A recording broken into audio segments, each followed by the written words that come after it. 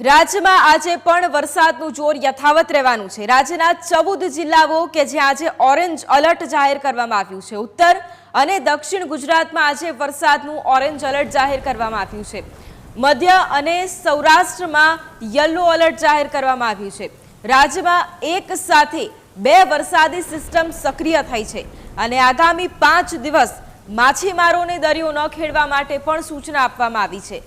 બનાસકાંઠા, સાબરકાંઠા અને અરવલ્લી કે જ્યાં અતિ ભારે વરસાદની આગાહી કરવામાં આવી છે।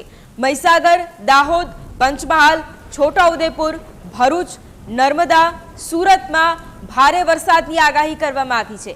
આ સિવાય તાપી, નવસારી, ડાંગ, વલસાડમાં અતિ ભારે વરસાદની આગાહી કરવામાં આવી છે।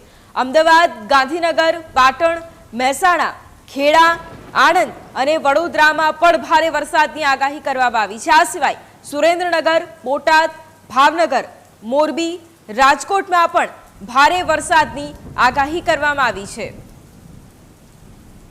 તો આજે બનાસકાંઠા, સાબરકાંઠા અને અરવલ્લી એટલે કે ઉત્તર ગુજરાતના ભાગો કે જ્યાં વરસાદ વરસી શકે છે। આ સિવાય મહીસાગર, દાહોદ, પંચમહાલમાં એટલે મધ્ય ગુજરાતમાં પણ વરસાદ વરસી શકે છે। ભરૂચ, નર્મદા, સુરત, દક્ષિણ ગુજરાતમાં પણ વરસાદી વાતાવરણ। નવસારી, ડાંગ અને વલસાડમાં પણ આજે અતિ ભારે વરસાદ વરસી શકે છે।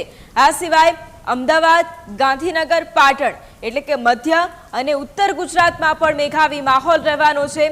મહેસાણા, ખેડા અને આણંદમાં પણ આજે ધોધમાર વરસાદ વરસી શકે છે। વડોદરા, છોટાઉદેપુર અને તાપીમાં આજે મેઘરાજા ધમાકેદાર બેટિંગ કરી શકે છે।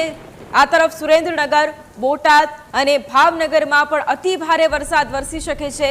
મોરબી, રાજકોટ, અમરેલી કે જ્યાં પણ આજે ભારે વરસાદની આગાહી કરવામાં આવી છે એટલે કે ઉત્તર ગુજરાત, મધ્ય ગુજરાત, સૌરાષ્ટ્ર અને દક્ષિણ ગુજરાતમાં આજે વરસાદ છે તે ધોધમાર બેટિંગ કરશે।